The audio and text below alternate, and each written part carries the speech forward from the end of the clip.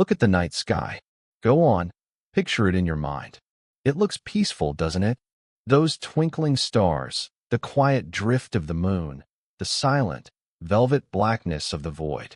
We have convinced ourselves that space is a serene ocean, a place of quiet contemplation. But that is the single greatest lie your eyes have ever told you.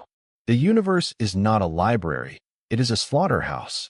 It is a chaotic, screaming, burning arena of violence so extreme that the human brain can barely comprehend the scale of the destruction.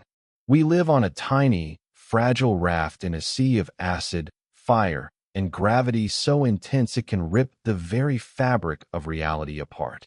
If you want to understand the true nature of the cosmos, you have to look past the pretty lights and stare directly into the abyss. Before we engage the thrusters and take this one-way trip into the most terrifying corners of existence, make sure you hit that follow button. We are about to peel back the skin of the universe, and you are going to want to be here for what we find underneath. Let's begin our journey right in our own backyard, a place that proves you don't need to travel light years to find hell. We often look at Venus as Earth's twin, but it is the evil twin in every conceivable way. If you were to step onto the surface of Venus, the violence is immediate and total. This isn't just hot, it is a suffocating, pressurized oven. The atmosphere is so thick with carbon dioxide that the surface pressure is 90 times that of Earth. Imagine having a small car parked on every square inch of your body. That is what simply standing there feels like. But the pressure is the least of your worries because the temperature hovers around 900 degrees Fahrenheit. That is hot enough to melt lead. It is hot enough that the rocks themselves glow with a dull red heat. And then there is the rain. On Earth, rain brings life. On Venus, the clouds are made of sulfuric acid. It rains battery acid that evaporates before it even hits the ground because the heat is so intense, creating a cycle of chemical torture that never ends.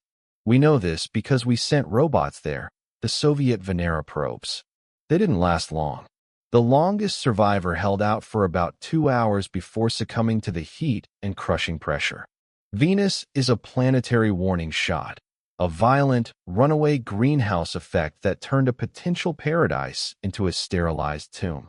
Leaving the rocky inner planets behind, we travel deeper into the solar system to witness violence on a scale of size rather than heat. Jupiter is not just a planet. It is a failed star, a massive ball of gas that acts as the solar system's bully. The violence here is atmospheric and kinetic. You have likely seen the Great Red Spot. It looks like a calm, wandering eye, but do not be fooled. That spot is an anticyclonic storm larger than the entire planet Earth. It has been raging for at least 300 years, screaming with winds that clock in at over 400 miles per hour. But the true violence of Jupiter lies beneath those clouds.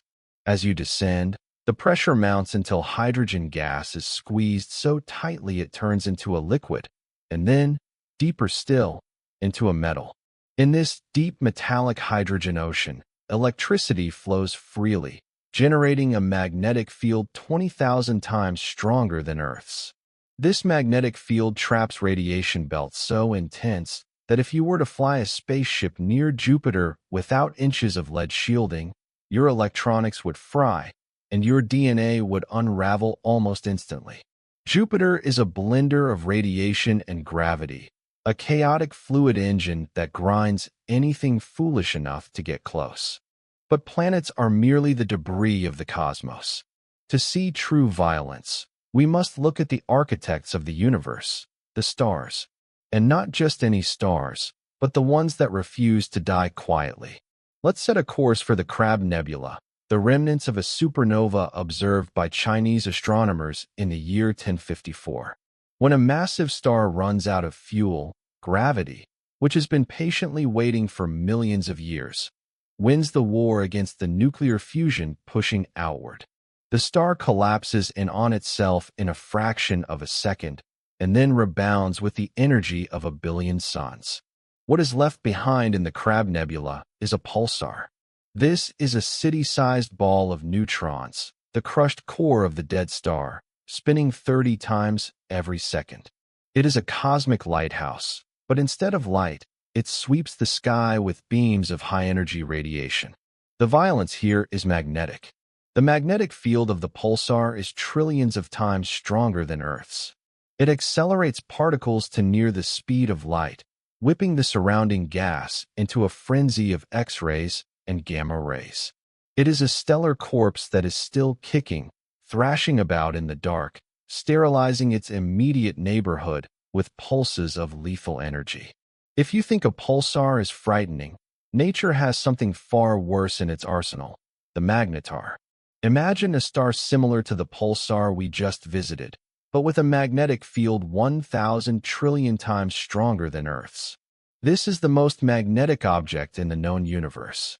To understand this level of violence, we have to talk about chemistry. Your body is held together by electromagnetic forces. Atoms bond to other atoms because of the interaction of electrons. If you were to drift within 1,000 kilometers of a magnetar, its magnetic field would be so intense that it would override the electrical impulses in your nerves. You would cease to function biologically. Get closer, and the magnetic field would literally distort the shape of your atoms, stretching them into thin needles. The molecular bonds holding you together would snap. You wouldn't just die, you would dissolve into a cloud of monatomic ions. And occasionally, these stars have starquakes. The crust of the neutron star cracks, releasing a flare of energy. In 2004, a flare from a magnetar 50,000 light-years away hit our solar system. It compressed Earth's magnetic field and saturated our satellites. That was from halfway across the galaxy. If that magnetar had been within 10 light-years of us, it would have stripped away our ozone layer and triggered a mass extinction. Now, let's move from the magnetic to the gluttonous. We are heading toward the center of a galaxy, specifically to a place like the center of our own Milky Way, to visit Sagittarius A star. This is a supermassive black hole. The violence here is gravitational. A black hole is not a hole. It is a vast amount of matter packed into a zero-volume point, a puncture in the fabric of space-time. But the violence isn't necessarily inside the black hole. It's what happens just outside it, in the accretion disk. As gas, dust, and hapless stars get pulled in, they don't fall straight down. They swirl around the drain. As they swirl, friction heats this material to millions of degrees. It glows brighter than the surface of the sun, emitting blinding X-rays. If you were to approach this monster, the tidal forces would begin to take effect. Gravity creates a gradient. The pull on your feet is stronger than the pull on your head. As you get closer, this difference becomes extreme. You would be stretched out like a piece of spaghetti in a process literally called spaghettification. Your body would be drawn into a long, thin stream of subatomic particles before vanishing across the event horizon, never to return. It is the ultimate one-way door, a place where time and space switch roles, and the only direction is in. However, supermassive black holes can be sleepy giants. To see them in a true rage, we must look deeper into the universe, back in time, to the quasars. A quasar is a supermassive black hole that is actively feeding. And feeding is a polite word for it. It is gorging. Imagine a black hole the mass of 1 billion suns, swallowing the equivalent of our Earth every few minutes. The friction in the accretion disk is so intense that a single quasar can outshine an entire galaxy of 100 billion stars. One of the most violent examples is TON 618. This is a black hole with a mass of 66 billion suns. It is a behemoth so large it defies logic. The light from this object comes from a swirling vortex of superheated gas that shines with the luminosity of 140 trillion suns. It launches jets of plasma from its poles at nearly the speed of light, blasting through the intergalactic medium like a cosmic blowtorch. These jets can travel for hundreds of thousands of light-years, sterilizing anything in their path. A quasar is the universe screaming at the top of its lungs, a beacon of destruction visible from the other side of the cosmos. We have talked about heavy things and bright things, But what about the snipers of the universe? I am talking about gamma-ray bursts, GRBs. These are the most powerful explosions in the universe since the Big Bang. They usually occur when a massive star, 30 or 40 times the mass of the Sun, collapses into a black hole. But instead of exploding in a sphere, the energy is focused into narrow beams, like a laser.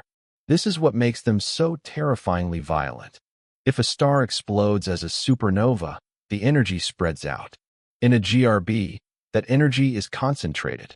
In just a few seconds, a gamma-ray burst can release more energy than our Sun will emit in its entire 10 billion-year lifetime. Think about that. 10 billion years of solar output, condensed into a 10-second flash. If a GRB occurred within a few thousand light-years of Earth and the beam was pointed at us, we wouldn't see it coming. Gamma rays travel at the speed of light. One moment, the sky is blue.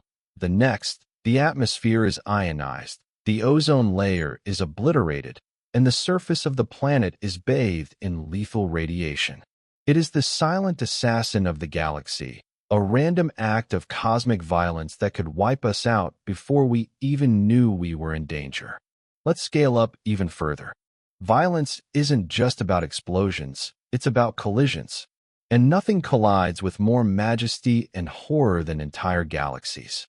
We are currently looking at the Antennae galaxies, a pair of spiral galaxies locked in a slow-motion car crash.